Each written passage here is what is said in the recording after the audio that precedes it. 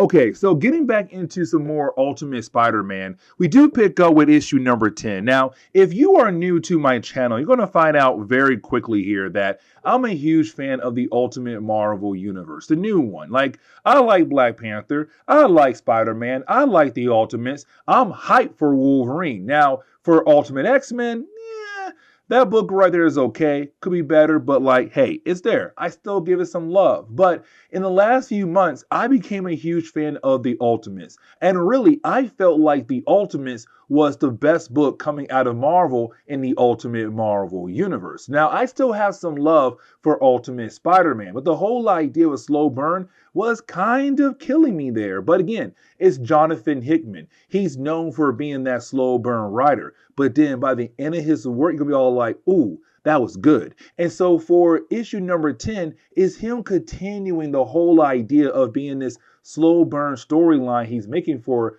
Ultimate Spider-Man, but it's still good. Like this issue right here is kind of like, ooh, things are beginning to fall in place.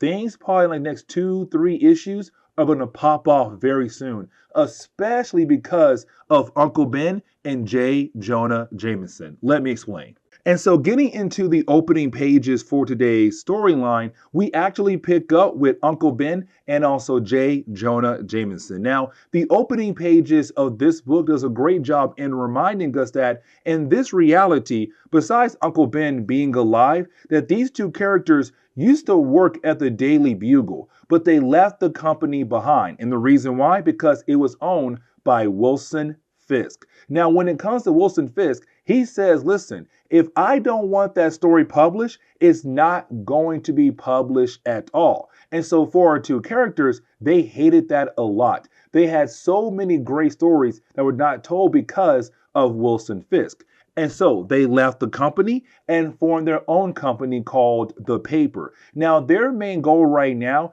is to figure out the big secret when it involves Wilson Fisk. Like, apparently they know that he's holding some kind of big secret and they want to get to the bottom of it. And so we kind of find out that Uncle Ben was able to locate the lawyer slash assistant who works for the Kingpin. Now his name is James Weasley. And matter of fact, over in the main Marvel universe, there was a James Weasley who was also like a lawyer slash assistant for the Kingpin in that reality as well. Either way, for our two characters, their main goal is to figure out who had actually bought out the company Stark and Stain, because after Howard and Tony Stark had disappeared, the company kind of fell out there for almost anybody to grab. Now, as we all know, it was Wilson Fisk who bought out the company, but then he gave that company over to Oscorp. Now, here's the catch though, because right now, there's no actual records that actually show that Oscorp or Kingpin had bought out the company. And so their goal right now is to figure out who had exactly bought out the company. Now,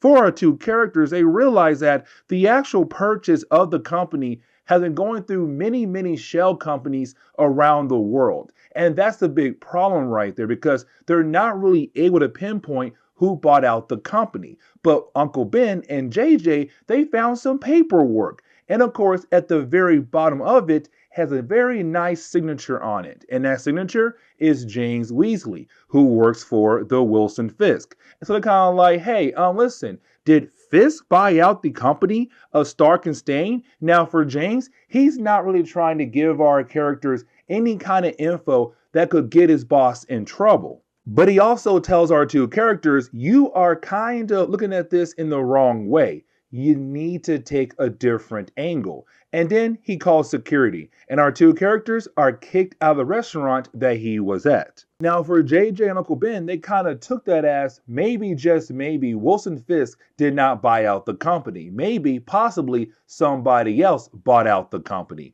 And so you have our two characters being able to actually sit down, kind of go through all the different paperwork to see all the different kinds of shell companies that were actually used to kind of hide the big secret of who bought out the company Stark and Stain. And so after a while, you have our two characters realize that the actual owner of the company is Oscorp. Now, as we all know, it was Fisk who gave Harry Osborn the actual company. And that was when Harry found out all the different Iron Man gear that was left behind. And he used that gear as a way to make the Green Goblin outfit. But for our two characters, they're getting closer and closer to figuring out that the Green Goblin is actually Harry Osborn. But first, they gotta go to Oscorp.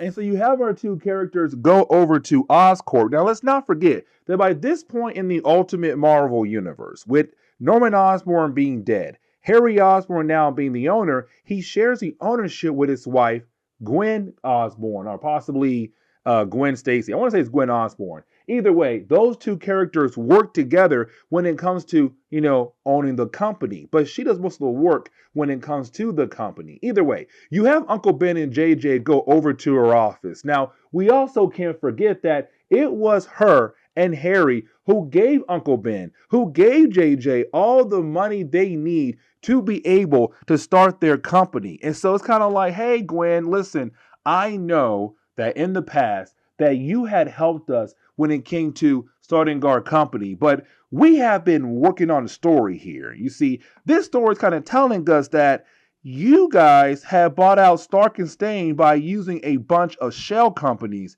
and I want to know why. Why are you guys trying so hard to actually hide the actual purchase of the company? At the same time, are you guys working with Wilson Fisk? Now, Gwen, she gets very upset. She's like, hey, you know what?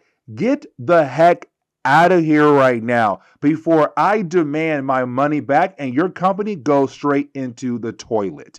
And so they leave. Now, for our characters, they don't get the answer they're kind of looking for, but they're getting closer and closer to getting that answer they really want for their story. Now, word gets back over to Mary Jane because let's not forget, in this reality, Harry Osborn is the Green Goblin, but he fights alongside with Peter Parker, who's Spider-Man. They're a superhero duo, but at the same time, they're close friends now. And so for Gwen and Mary Jane, they're not close friends, but they're somewhat friends. Really, for Mary Jane, she says, listen, I like the girl, but I can't really consider her a friend. But Gwen called Mary Jane like, hey, listen, your uncle or Peter's uncle and JJ, they're getting a tad bit close to some big secrets going on in our group. And I want to tell you right now, they need to stop it. But at the same time, if they don't, how long do we have until the actual story drops? And so Uncle Ben say, well, you know what? She has about 1 week before we actually drop the story. And so, just like that, Mary Jane tells Gwen, Gwen tells Harry, and we already know Harry freaks out because that means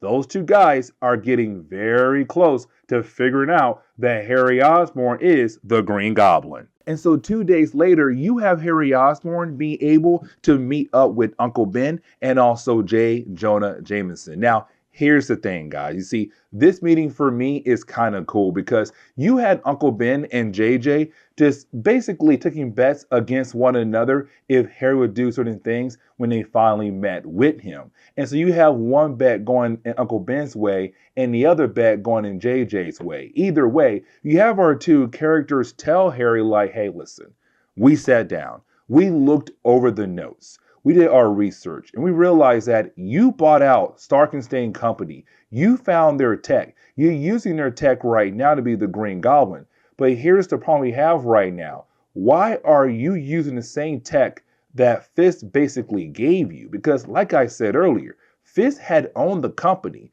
but then gave the company over to Harry. But it seems like they worked together to make sure the actual purchase of the company was hidden from the public. The whole idea that Stark and Stain Company was bought out by shell companies. But in reality, it was bought out by Oscorp. And so you have Harry say, listen, Wilson did give me the company. But the thing was, he had no idea that the company still had a bunch of tech laying around, especially the Iron Man, Iron Lad tech.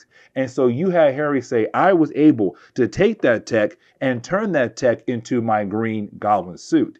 But I'm trying to use that suit as a way to bring down Wilson Fisk. So yes, he gave me the company, but he had no idea the tech of the company was still inside his main home.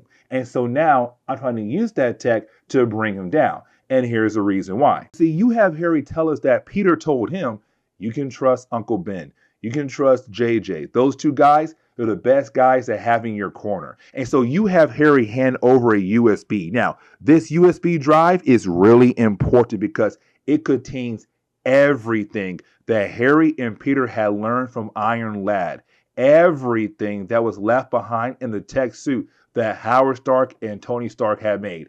Everything going on behind the scenes, the Maker, the Maker's Council, who controls Wilson Fisk. Like everything that Uncle Ben and JJ needs to bring down Wilson Fisk is now on that USB drive. And that is a good thing, but a bad thing at the same time because yes, they could bring down Wilson Fisk, but the problem is if they let out this information, they're putting targets on their back. They're basically asking for different people who are close to the Kingpin, who are higher than Kingpin, to come after them. But for Uncle Ben and JJ, it's worth the risk. They got to get these things out there for the whole entire world to know what is really happening behind their backs. What are the higher up people not telling the everyday Joes out there in the world? And so things get even crazier because so by the ending of this video, or this book, sorry, by the end of the storyline, we see Uncle Ben, we see JJ, they are about to publish the story. As a matter of fact, they do publish the actual story. The word is out there. The truth behind Wilson Fisk. That is just their starting golf point. If they're able to continue on, they're going for everyone involved with the Kingpin. But that now means most likely the Sinister Six are going after Uncle Ben, going after JJ, going after their loved ones like Mary Jane,